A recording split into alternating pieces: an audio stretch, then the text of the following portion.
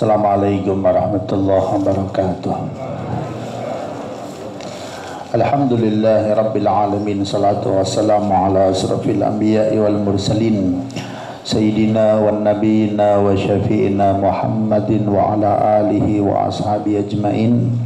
Allahumma salli ala Sayyidina Muhammad wa ala ali Sayyidina Muhammad, amma ba'du.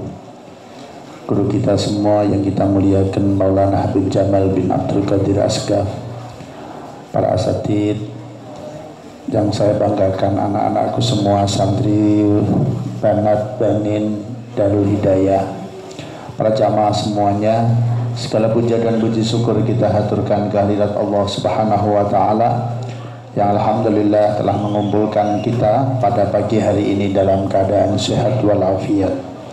Salawat dan salam semoga terus menerus dapat selalu kita ucapkan, yang kita tujukan kepada junjungan kita baginda Nabi Muhammad sallallahu alaihi wa ala alihi wa sahbihi wasallam. Insyaallah nanti minggu depan jadwalnya Habib Muhammad Syafi'i bin Idrus Al-Idrus. Terus minggu depannya lagi tanggal 23 kita akan kedatangan tamu dari Baidok, Yaman. Insyaallah Syekh Saleh Muhammad Al-Fakir nanti akan hadir di tengah-tengah kita, ulama dari Baidok dari Yaman.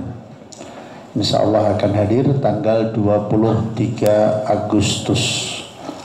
Nanti teman-teman, sahabat yang mendengarkan kalau mau hadir, ini untuk umum, nggak pakai undangan, nggak pakai apa-apa. Silahkan untuk menghadirinya. Nanti akan diterjemah oleh anak saya insyaallah. Apa Ustaz Makhrus ya? Hadirin yang dimuliakan Allah Subhanahu wa Ta'ala, pada pagi hari ini insyaallah nanti sampai jam 8, berarti 35 menit ke depan. Nanti kalau tidak selesai kajiannya kita sambung minggu depan insyaallah. Kita akan membahas salah satu suri tauladan kita, yaitu Nabi Ibrahim alaihissalatu wassalam. Allah Subhanahu wa Ta'ala berfirman di dalam Al-Quranul Karim, Allah membanggakan keluarga Nabi Ibrahim. Bismillahirrahmanirrahim. Innallaha astafa Adam wa Nuha wa ala Ibrahim wa ala Imran 'alal alamin.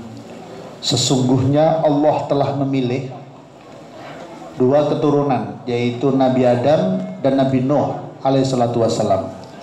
Kalau keturunan yang dibanggakan oleh Allah dalam ayat ini adalah keturunan Nabi Adam dan Nabi Nuh alaihissalatu wassalam.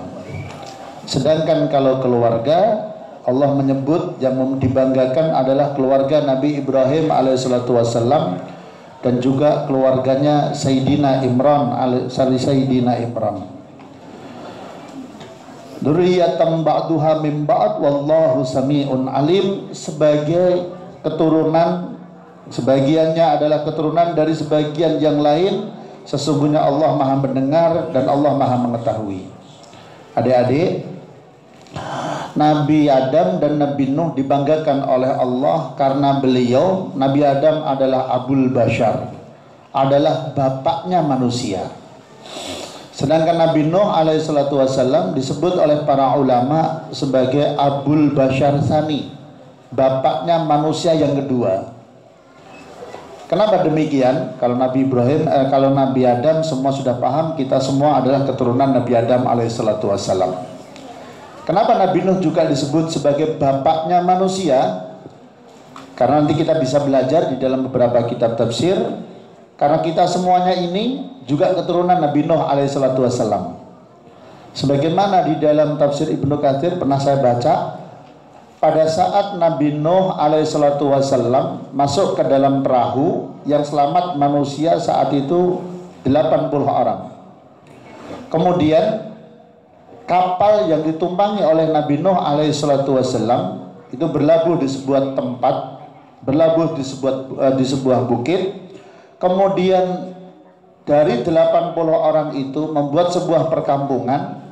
73 orang itu semua meninggal dunia tanpa mempunyai keturunan. Jadi dari 80 manusia saat itu tinggal 7 orang. Siapa 7 orang ini? Nabi Nuh alaihissalatu wassalam dan anak laki-lakinya 3. Namanya saya masih ingat, Syam, Ham, dan Yafus. Kemudian dan 3 menantunya. Ya, diterangkan di dalam tafsir siapa 3 menantunya ini. Yang jelas istrinya Syam, istrinya Ham, dan istrinya Yafus. Jadi manusia tinggal 7 orang. Nabi Nuh alaihissalatu wassalam beserta 3 anaknya dan 3 menantunya. Dari 7 orang inilah kemudian beranak, cucu, cangga, buyut, dan lain-lain sampai kepada kita semua. Maka Nabi Nuh alaihissalatu wassalam disebut sebagai Abul Bashar Tsani, bapaknya manusia yang kedua. Itu tentang keturunan. Kemudian dalam ayat ini Allah membanggakan 2 keluarga yang luar biasa. Satu keluarganya Nabi Ibrahim, yang kedua keluarganya Sayyidina Imran. Sayyidina Imran ini bukan seorang rasul, bukan seorang nabi, tapi beliau adalah seorang waliullah, orang yang hebat, kekasihnya Allah Subhanahu wa taala. Kenapa dibanggakan oleh Allah? Karena beliau ini, Sayyidina Imran, menikah dengan seorang wanita yang sangat salehah. Ya, namanya di dalam kitab tafsir Ibnu Katsir dan kitab-kitab yang lain namanya Sayyidatuna Hannah. Sayyidina Imran seorang laki-laki yang saleh menikah dengan wanita yang salehah namanya Sayyidatuna Hannah. Kemudian dari laki-laki yang saleh menikah dengan wanita yang salehah lahir seorang putri yang amat sangat salehah. Siapa putrinya Sayyidina Imran? Halo? Sayyidatuna Maryam. Dari Sayyidatuna Maryam, wanita yang sangat-sangat salehah. Pernah nih kita jelaskan tentang manakibnya Sayyidatuna Maryam, kita bahas di Pondok Darul Hidayah, tapi nggak saya bahas pada kesempatan pagi hari ini. Dari beliau yang sangat-sangat salehah, bagaimana orang tuanya Sayyidatuna Hannah pada saat hamil kemudian nadar kepada Allah, kalau nanti bayi yang saya lahirkan ini akan saya wakafkan kepada Allah. Ya, kemudian lahir seorang perempuan yaitu Sayyidatuna Maryam. Dari wanita yang sangat salehah lahir seorang rasul, lahir seorang nabi yaitu Nabi Isa alaihissalatu wassalam. Keluarga yang salehah, lahirlah seorang anak yang salehah, lahirlah cucu yang sangat soleh yaitu Nabi Isa alaihissalatu wassalam. Maka ini pentingnya golek bojo. Niku Ustaz Ma'ruf ora gur asal wedok, tapi cari wanita yang salehah. Penting ya. Ora gur asal wedok tok.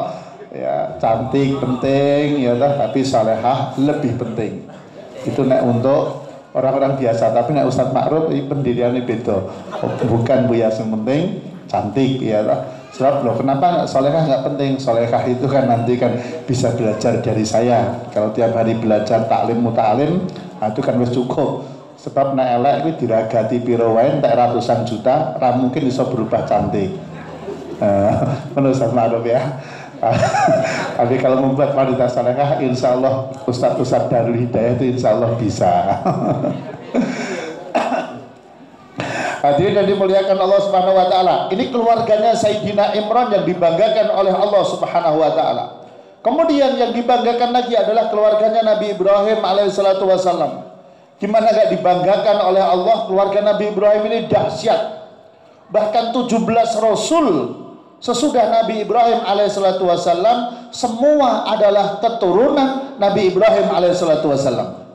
Dari istri yang pertama Sayyidatuna Sarah lahir seorang nabi, lahir seorang rasul yaitu Nabi Ishaq alaihissalatu wassalam. Dari istri yang kedua Sayyidatuna Hajar lahir seorang nabi, seorang rasul yaitu Nabi Ismail alaihissalatu wassalam. Dari Nabi Ismail terus sampai kepada Kanjeng Nabi Muhammad sallallahu alaihi wa ala alihi wasallam. Dahsyat keluarga Nabi Ibrahim alaihissalatu wassalam. Dia sama Nabi Ibrahim menikah dengan wanita yang salehah, menikah lagi dengan wanita yang salehah, lahir anak-anak yang sangat soleh. Dari Nabi Siti Hajar jadi Nabi Ismail, dari Siti Sarah jadi Nabi Ishaq alaihissalatu wassalam. Oleh karena itu hadirin yang dimuliakan Allah Subhanahu wa taala, Nabi Ibrahim menjadi salah satu uswatun hasanah kita, suri tauladan kita dalam menempuh kehidupan menikah. Oleh karena itu Allah Subhanahu wa taala di dalam Al-Qur'anul Karim berfirman, Bismillahirrahmanirrahim. Qad kanat lakum uswatun hasanatun fi Ibrahim walladzina ma'ahu. Sesungguhnya telah ada suri tauladan yang sangat baik bagi kalian, yaitu pada diri Nabi Ibrahim alaihissalatu wassalam dan orang-orang yang bersama dengan dia. Ya, ini saya termasuk yang mengikuti Imam Suyuti. Ini adik-adik ya, saya enggokkan sedikit, saya belokkan sedikit. Kalau ada riwayat dari ulama-ulama yang dimana riwayat tersebut kita lebih aman, lebih nikmat untuk memakai riwayat tersebut, yang dimana karena ini ahlu sunnah wal jamaah, di dalam kitab berjanji Simtud Duror juga ada bahwa nasab Nabi Muhammad sallallahu alaihi wasallam itu sampai Nabi Adam itu adalah nasab-nasab yang suci yang dijaga oleh Allah Subhanahu wa taala. Ya, saya ulang. Nanti di berjanji ada, di Simtud Duror ada, di kitab-kitab Maulid banyak ya, bahwa Nabi Muhammad sallallahu alaihi wasallam itu nasabnya dijaga oleh Allah Subhanahu wa taala dengan nasab-nasab yang suci sampai Nabi Adam alaihissalatu wassalam, dijaga oleh Allah Subhanahu wa taala. Maka jangan pernah mengatakan maaf seperti orang di luar paham kita, ayah dan bundanya Rasulullah SAW itu adalah orang yang kufar, orang yang kafir. Na'udzubillah summa na'udzubillah min dzalik. Jadi bagaimana kita akan kaji bagaimana itu zaman fatrah, zaman yang lepas dari kenabian ya. Ayah dan bunda Rasulullah SAW itu masuk di zaman fatrah, masuk di zaman yang saat itu sudah tidak ada syariat lagi, sudah putus dari syariat dan lain sebagainya. Nanti kita kaji khusus bab itu. Kemudian juga termasuk siapa itu sesungguhnya Azar, sang pembuat patung. Dijelaskan oleh Imam Suyuti, beliau itu bukan ayahnya Nabi Ibrahim alaihissalatu wassalam, tetapi pamannya Nabi Ibrahim alaihissalatu wassalam. Sebab kata-kata ab yang ada di Al-Quran, ab itu maknanya bapak. Bapak itu orang Arab, maaf, bapak, ab ya berarti bapak kita. Orang tua asuh ya ab sama, paman ya ab. Podo kali kula jenengan menika, Pak. Ya kan, nyeluk bapak ayo bapak. Nyeluk Pak Lie Pak Cilik. Ya kan, nyeluk Pak D ya, bapak gede berarti Pak D. Pak Lurah ya bapak lurah, camat ya bapak camat. Jadi sebutan bapak itu tidak khusus untuk orang tua kita, tapi Pak Camat, Pak Lurah, Pak Presiden dan lain-lain sebagainya. Ini pendapat Imam Suyuti yang kita pakai. Nah, Nabi Ibrahim alaihissalatu wassalam dari kecil diasuh oleh paman beliau, yang pamannya ini tukang gawe Tuhan. Wah, nyeneng ya, jadi Tuhan itu diciptakan.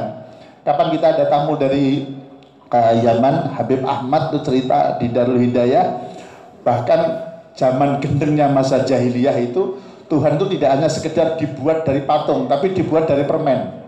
Ya, bahan bakunya itu permen karet. Jadi kalau orang-orang itu lapar, Tuhannya diambil kemudian dimakan. Jadi kupingnya dipangan sih, ya tahu luwe, sikile diprotol dipangan sih. Jadi Tuhan itu bisa dimakan. Itu Tuhannya orang-orang jahiliyah. Lah ini pamannya Nabi Ibrahim alaihissalatu wassalam, ini adalah sang pembuat patung, sang pembuat Tuhan. Nah, beliau dididik oleh seorang ayah yang ahli syirik, tiap hari berbuat syirik, bahkan pentolannya syirik. Ya, karena beliau ini, karena dia ini membuat Tuhan, yang dimana Tuhan-Tuhan yang dibuat ini yang disembah oleh orang-orang Babilonia saat itu. Ya, ini sudah ujian yang pertama, beliau dididik oleh seorang paman yang tiap hari berbuat syirik, tiap hari berbuat kemaksiatan. Bisa jadi adik-adik semuanya atau jamaah semuanya atau para pendengar semuanya, kita bisa jadi hidup di sebuah kehidupan yang orang tua kita maaf bukan orang Islam, dan itu banyak yang terjadi ya, banyak yang terjadi. Kita sering dicurhati hal yang demikian. Saya sekitar 7 bulan 8 bulan yang lalu, muga-muga wong ora ngrungokno dan ngrungokno ini dienggo bahan anu mawon. Bukan tinggal ada pelajarannya. Saya baru menikahkan seorang yang sudah menikah 20 tahun yang lalu kira-kira. Loh, menikahkan seorang yang menikah 20 tahun yang lalu. Loh, kenapa? Ada orang Islam menikah dengan orang non-Islam. Kemudian orang yang Islam ini karena menikah di kantor urusan agama, di nikah secara Islam kan nggak boleh, nggak sah karena istrinya non-Islam. Akhirnya datang ke agamanya orang tersebut, datang di gereja, kemudian dinikahkan oleh pendetanya dan dinyatakan sah oleh agama yang lain. Ini betul logik ya. Oleh agama yang lain dinyatakan sah. Akhirnya sudah menikah, kemudian dapat surat. Ya, karena ini orangnya nggak paham, ya kan. Kemudian sudah seiring berjalannya waktu, saya pindah di Solo Baru, kemudian jadi tetangga saya. Saya dulu kan di dalam keraton Solo ya. Dan aku independen juga keraton Ustaz, berpuluh-puluh tahun punya rumah di dalam keraton juga. Kemudian menikah lama sekali. Kemudian alhamdulillah seiring berjalannya waktu, yang perempuan tadi masuk Islam. Sudah masuk Islam, ikut pengajian kita keliling, ya, ikut pengajian kita keliling. Bingung dia dengarkan ceramah saya tentang pernikahan, bahwa pernikahan dengan orang Islam dengan non Islam itu maaf tidak sah. Maka maaf ya, jangan punya paham liberal. Ya, jadi paham liberal ini maaf menikah dengan orang non Islam sah. Bapak Islam, ibu non Islam nggak apa-apa. Anaknya bahkan siji Katolik, siji Buddha, siji Konghucu, itu bahkan inilah Indonesia gombal loh. Ngawur itu ya. Wah, itu jadi kebanggaan. Allah ya raham. Wah, sing nomor gede dhewe Islam, adik Kristen, adik Katolik, adik Konghucu, adik Buddha, adik Dharma Gandul, adik agamanya Gondoloco, dan itu kan anak kitabnya itu ya. Ini jadi kebanggaan, inilah Indonesia. Indonesia apa? Ya, hati-hati. Wah, ini ndak wingi. Naudzubillah subhanallah, baru viral. Ya, baru viral. Akhirnya kita share nih ustaz-ustaz di pondok, baru viral, yaitu Mahalul Qiyam, ya kan, ngarepe hari Nyepi agama Hindu di Bali. Orang-orang Islam tolak al-badru alaina, ya Nabi salam alaika. Ngarepe wit dibungi-bungi jarik napa-napa niku. Allah yarham. Gendeng kabeh sudah. Akan jenengan Bapak dan Ibu, saya kadang minta maaf kalau kadang saya terlalu keras dengan orang-orang yang menghalalkan macam-macam ini. Kadang saya ora kuat ya rontok mesundur pangapunten, karena sekarang ini kita baru diserang oleh paham-paham yang model-model begini. Ngeri sekali, sudah ngeri sekali. Ini bahas apa toh menggo tekan ngono gemes aku nek bahas niku. Niku kula critakake melih. Akhirnya karena sering mendengarkan ceramah saya, suatu ketika alhamdulillah datang ke rumah, kemudian tanya, "Buya, jadi nikah saya tuh dulu nggak sah." "Oh, betul sah." Lah terus pernikahan saya gimana? Karena nggak sah, ya jenengan alhamdulillah sudah Islam semua, ya harus menikah lagi. Lah terus anak saya gimana itu? Lah anak jenengan hukumnya bukan anak jenengan. Sekarang ini hukumnya bukan anak jenengan. Bahkan tuh anak perempuannya kalau dinikah sah. Ya, anaknya perempuan secara biologis seanaknya, tapi dinikah sah. Kenapa? Karena istrinya kan belum dinikah. Ya kan? Oh, sampai begitu. Nah terus pripun caranya supaya itu menjadi anak saya?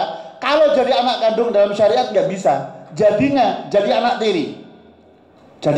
Iya, kalau jadi anak tiri nanti dinikahi nggak boleh. Hukumnya mahram mu'abbad. Terus caranya gimana? Nikah meleh. Ya, gitu nggih. Nikah yang kedua. Tapi istrinya tetap loh ya, podo loh ya. Nikah yang kedua tapi istrinya sama. Sebab pernikahan yang dulu nggak sah. Ya ampun, nek ngoten kula tak nikah melih, ya kan? Iya, sebab panjenengan selama ini hukumnya zina. Karena pernikahan tidak sah walaupun dapat surat dari negara, hubungan selama ini sama dengan zina. Bahkan jenengan boncengke bojone dhewe itu hukumnya haram. Alhamdulillah Pak, nikah. Mau nikah saya tanya, ini mertuanya gimana walinya? Nyun pangapunten, Buya. Ini mertua saya. Pendeta. Oh, jadi mertuanya itu kelas kakap sudah ternyata itu. Subhanallah. Terus kemudian karena mertuanya alhamdulillah non muslim, ya sudah walinya gampang, kene sesuk tak nikahke.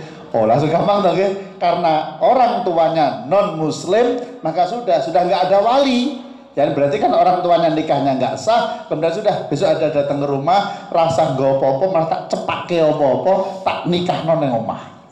Sampai seperti itu Bapak dan Ibu yang dimuliakan Allah.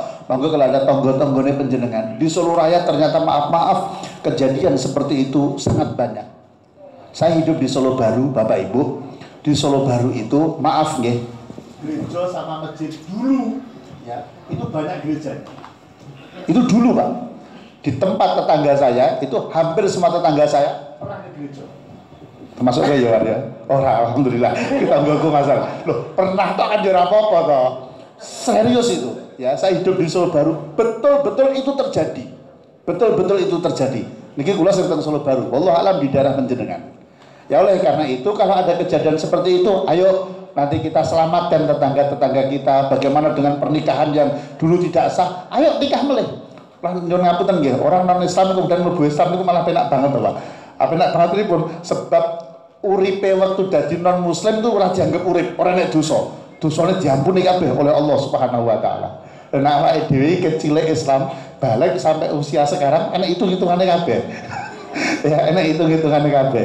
Tapi kalau orang non muslim kemudian masuk Islam, selama dia jadi orang non Islam, dosanya diampuni oleh Allah Subhanahu wa taala. Itu dahsyatnya orang non muslim masuk ke dalam Islam. Bon iki sing nomor setunggal, pelajaran yang sangat berharga dari Nabi Ibrahim alaihissalatu wassalam. Beliau walaupun diasuh oleh seorang paman yang ahli berbuat syirik, yang tiap hari berbuat syirik, tetapi beliau berpikir, beliau keluar menjadi pribadi yang hebat, pribadi yang ahli berpikir, ya kan? Tentu banyak itu riwayat-riwayat debatnya waktu beliau kecil, debat dengan kedua orang tuanya. Itu banyak riwayat-riwayat yang nggak saya ceritakan satu persatu, yang dimana beliau diberikan ilham oleh Allah Subhanahu wa taala, ngerti betul, oh ini Tuhan, oh ini bukan, oh berhala itu bukan Tuhan. Mosok wong urip, ya kan, kemudian membuat benda yang mati, kemudian kita berharap dari benda yang mati, kan nggak masuk akal tuh Pak. Dan di Indonesia mereka sejarah ngoten niku juga ada orang yang menyembah pohon, menyembah batu, menyembah gunung dan lain-lain sebagainya. Nabi Ibrahim alaihissalatu wassalam berada di tengah-tengah kaum yang maaf amat sangat bejat, lebih parah dari ya kayak zaman jahiliyah, zaman Kanjeng Nabi Muhammad sallallahu alaihi wasallam. Ya seperti zaman Rasulullah dilahirkan. Orang semuanya menyembah berhala, menyembah patung, kemudian tidak ada agama, sudah zina di mana-mana, mabuk di mana-mana, orang telanjang di mana-mana, hidup di sebuah komunitas yang seperti itu. Kemudian beliau keluar menjadi seorang yang hebat, ya, tidak terpengaruh oleh kanan kirinya. Maka inilah pelajaran yang hebat buat kula panjenengan, terutama para santri Darul Hidayah. Jadilah Anda sebagai batu berlian. Batu berlian itu kumpul dengan waktu-waktu kerikil, tetap dia tidak berubah menjadi kerikil, tetap berlian. Kalau Habib Lutfi dawuh, jadilah kalian seperti ikan.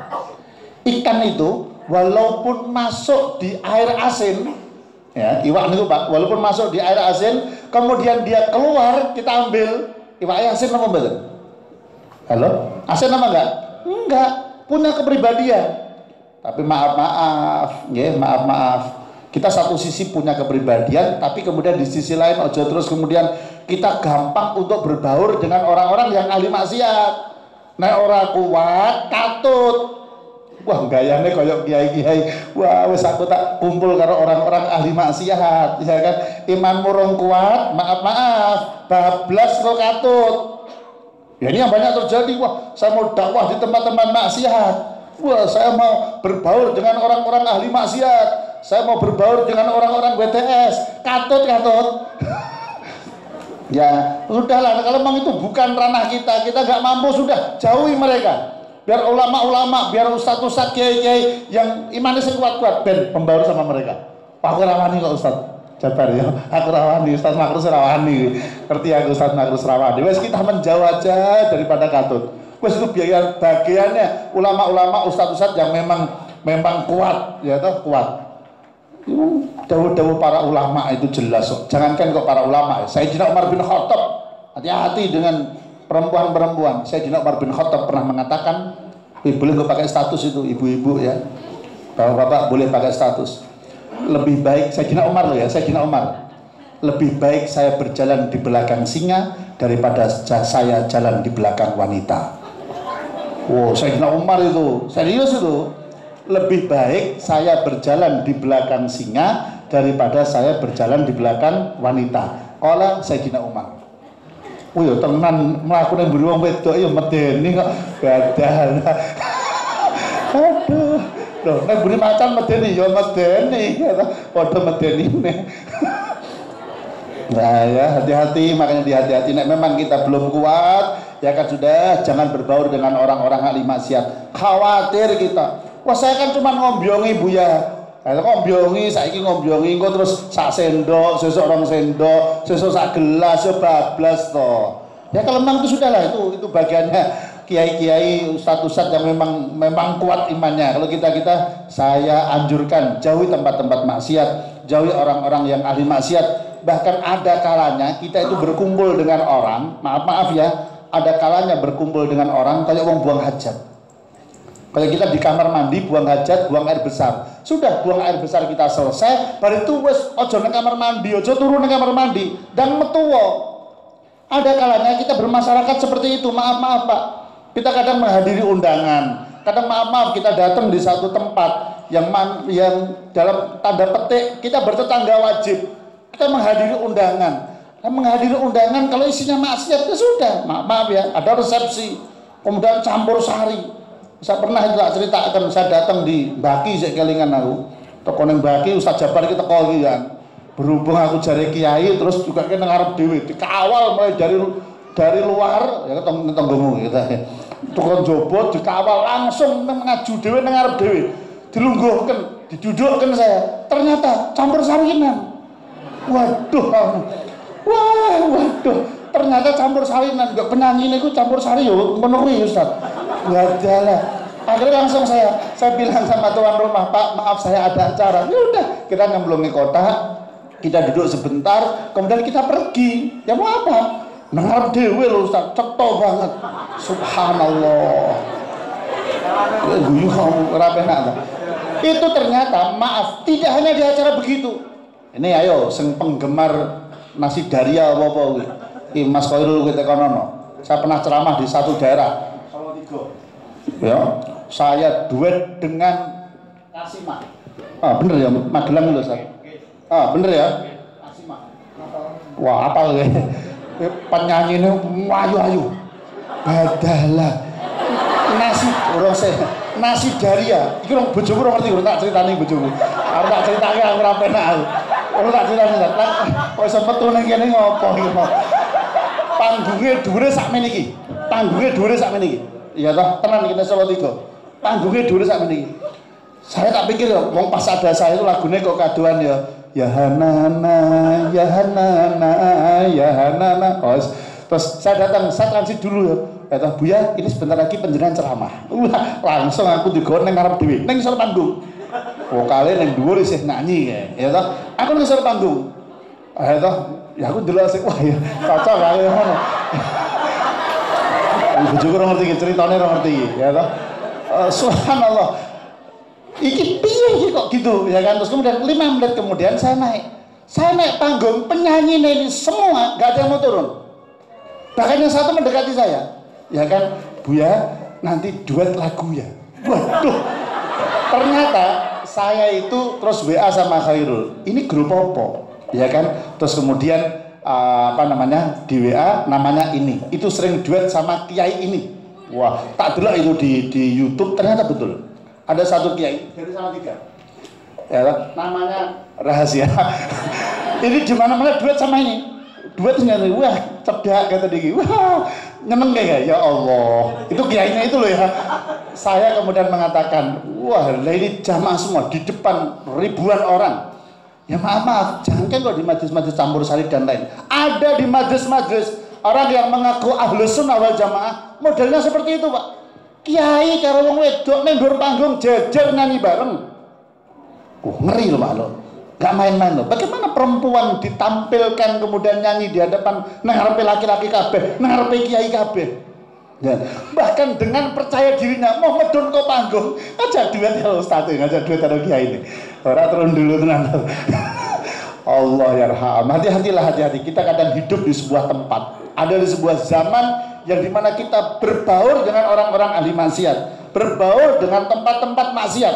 Kita bahkan hidup di situ. Maka caranya beripun, kalau memang tidak ada hajat, ya kan silahkan tapi corone jenengan diatur. Ini ada manfaat enggak? Ini maksiat enggak? Kalau memang kita malah terjebak di sebuah kemaksiatan, maka nyuwun pangapunten, hajatnya jenengan tunaikan dan secepatnya tinggalkan tempat tersebut. Kayak wong BAB nang kamar mandi, mlebu nang kamar mandi, buang hajat selesai, kemudian ya wis nang metu, aja turu nang kamar mandi, wis. Ya kan kita gelem ra gelem kita jagong ya, orang Solo, orang Sukoharjo, jagong.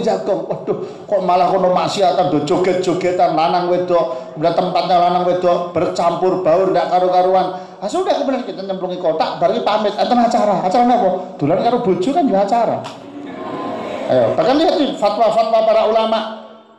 Maaf ya, saya untuk tegas ini. Kalau Anda datang di sebuah tempat yang di situ jelas berbaur laki-laki dan perempuan, di situ jelas ada orang-orang yang buka aurat, datang aja hukumnya haram, Pak. Bener-bener, Pak. Hati-hati ya, hati-hati.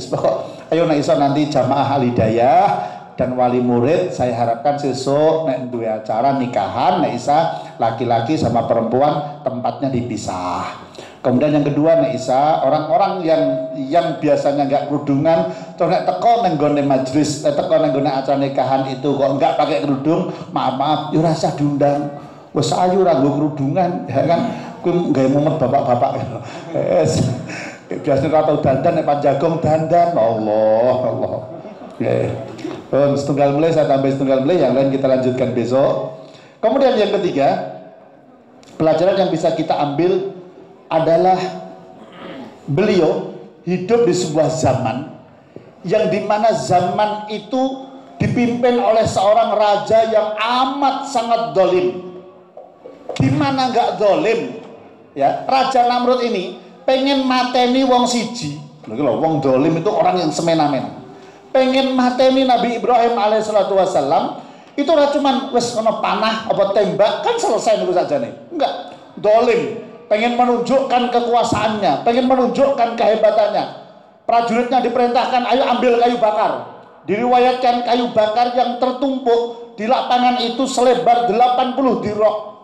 Panjangnya 80 dirok, lebarnya 80 dirok. Dirok itu lengan. Kalau lengannya orang Jawa, orang Indonesia setengah meter, berarti 80 dirok, 40 meter kali 40 meter. Bayangkan, 40 meter kali 40 meter. Cuman pengen mateni wong siji. Ini orang yang semena-mena. Orang yang luar biasa dolimnya, pengen menunjukkan kekuasaannya, arogansinya. Ya kan? Diperintahkan prajuritnya, ayo kita bakar Ibrahim di lapangan. Tumpuk kayu 40 meter kali 40 meter. Dahsyat luar biasa. Nabi Ibrahim alaihissalatu wassalam dilempar dari kejauhan dengan apa Pak? Kayak ketapel itu gede banget.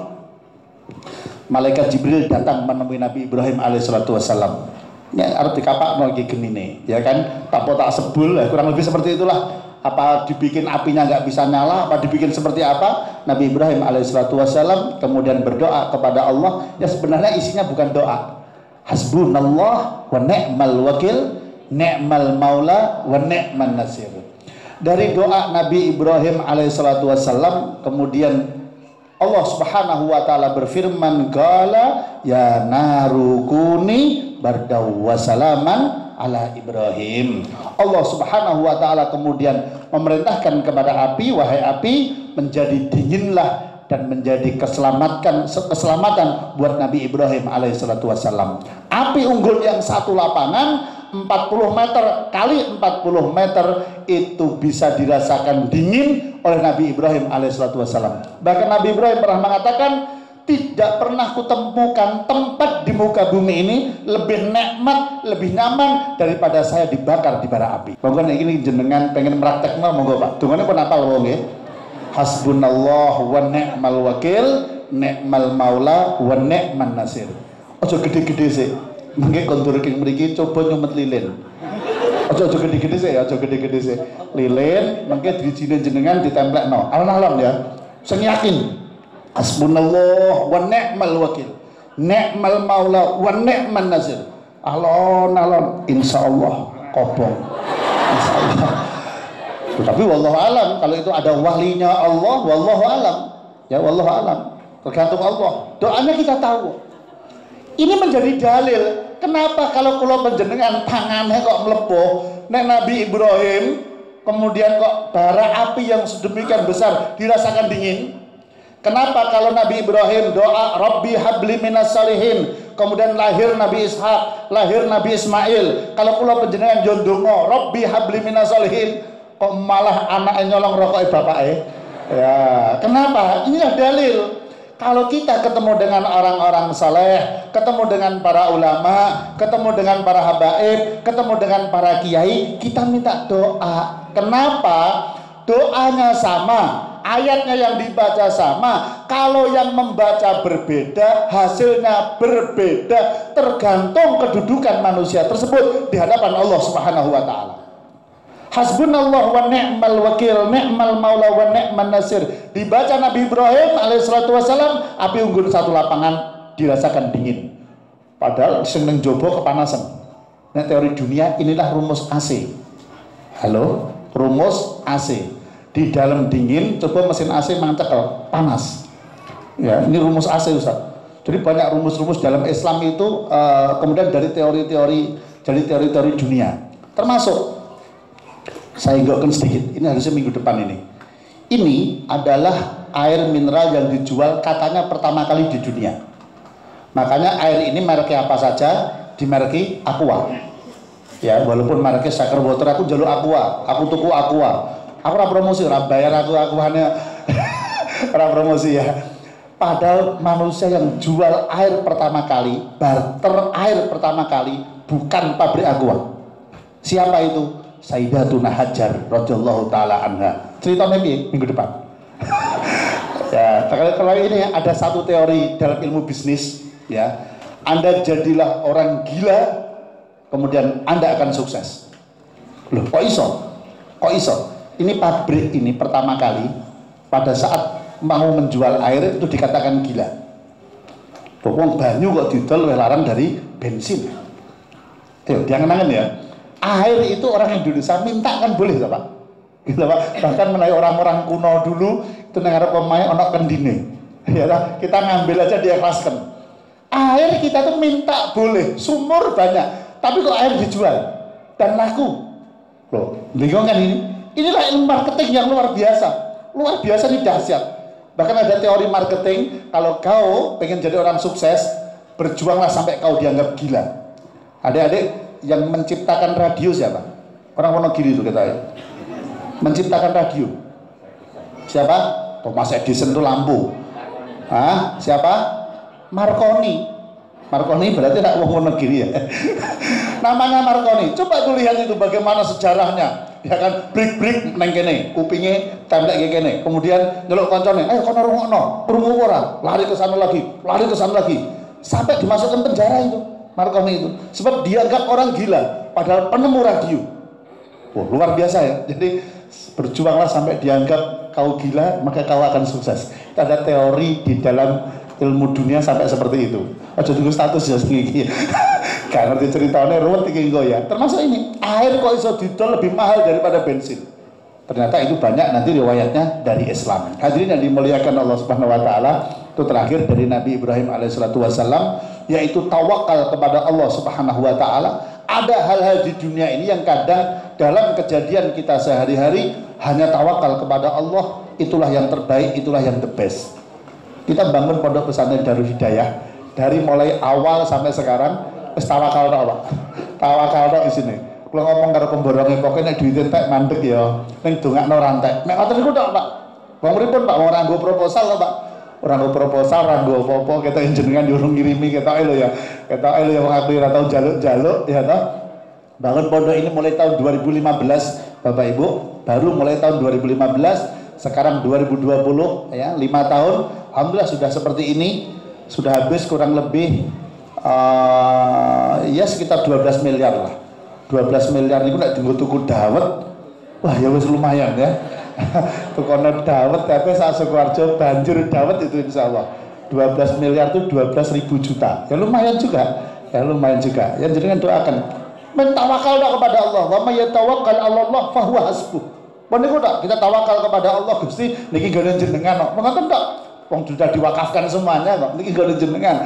Wah kula niki meng kawula ben anak boto ya templake boto, anak semen ya templake semen. Kula hiburan kula teng mriki Pak. sore nek esuk ngoten niku teng mriki ndeloki bangunan, ndeloki tukang ngoten niku seneng banget ketemu santri, seneng banget. Hiburane katen iki. Oleh karena itu, ilmu dari Nabi Ibrahim alaihissalatu wassalam yang saat itu badan beliau ditali kemudian dilemparkan di bara api, beliau tawakal kepada Allah dengan ucapan hasbunallah wa ni'mal wakil, ni'mal maula wa ni'man nasir. Semoga tiga hal ini menjadi pelajaran uswatun hasanah dari seorang yang dibanggakan oleh Allah dalam Al-Quran, Nabi Ibrahim bersama dengan keluarganya. Nanti yang keempat, 5, 6, 7, 8, 10 kita sambung minggu depan insya Allah. Matur nuwun sekali lagi, minggu depan jadwal Nabi Muhammad Syafi'i, minggu depannya lagi nanti baca burdah ya, minggu apa itu barlegi, barwagi apa? Barwagi lagi, setiap minggu lagi baca burdah. Dan alhamdulillah kita kedatangan tamu Syekh Soleh Muhammad Al-Fakir dari Baidok dari Yaman insya Allah. Mangga kita tutup dengan doa, ya Rabbana tarafna bi annana tarafna أسرفنا فتب علينا توبة تغسل اللهم واستر لنا العورات وآمن الغائات واغفر لوالدينا ربي ومولودينا والأهل والإخوان وسائر البلاد وكل ذي محبة أو صفة أو صنبة والمسلمين أجمع من الرب اسمع فضلا وجودا من لا بحساب منا بالمصطفى الرسول نحظى بكل سول صلى وسلم ربي عليه أدى الهبي وعليه وصحبه إذا داد السلسل والحمد لله في البدء